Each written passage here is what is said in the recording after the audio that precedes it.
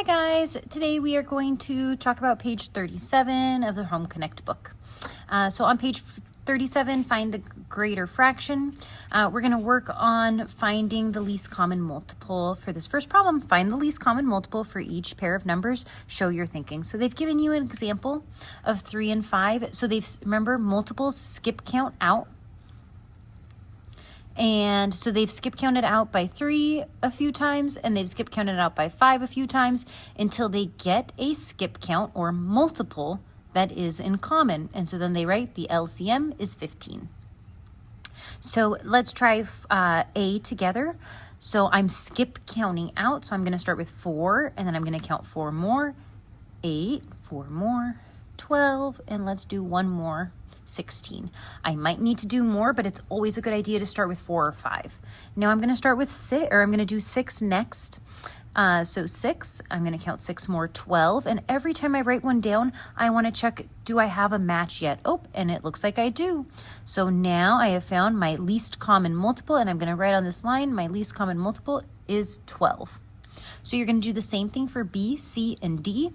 You're going to skip count out by 3. 1, 2, 3, 4, 5. Try 5 times first, and then try 7 a few times. And if you haven't found one yet, then maybe skip count out by 3 a few more, and keep double checking. And so you're trying to find the multiple that is the least. So least common multiple is what we call that.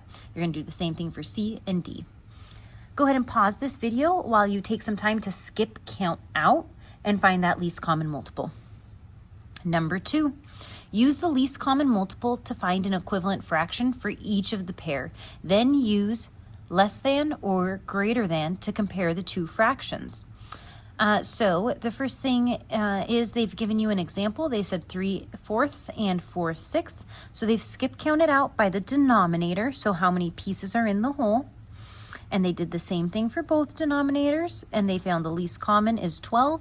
And then they've created those equivalent fractions of 9/12 and 8/12 to then be able to compare them. 9/12 is greater than 8/12, so 3/4 is greater than 4/6.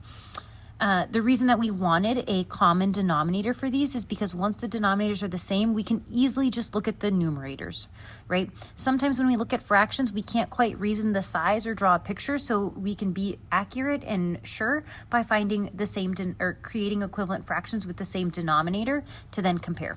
So let's do A together. I have 5/8 and 2/3.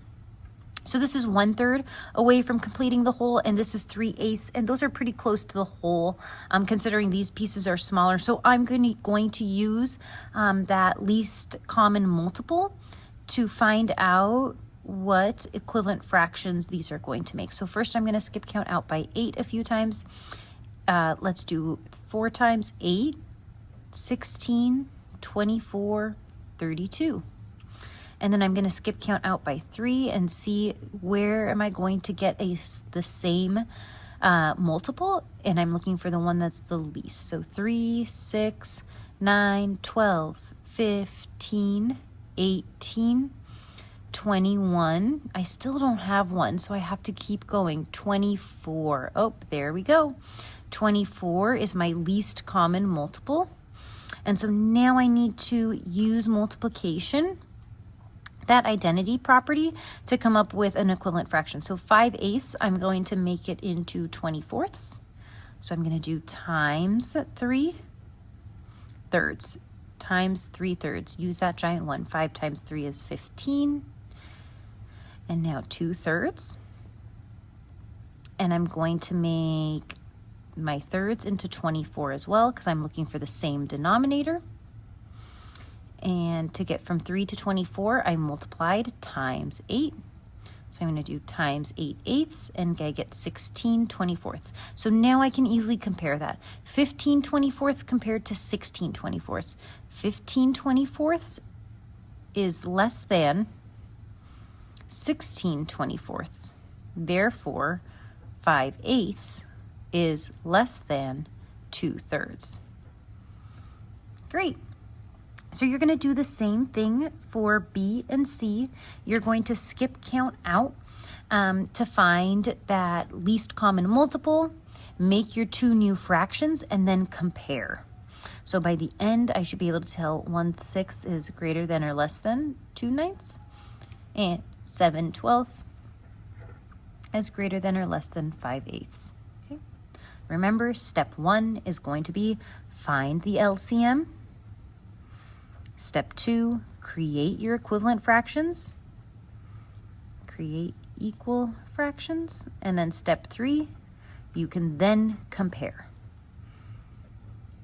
Great job.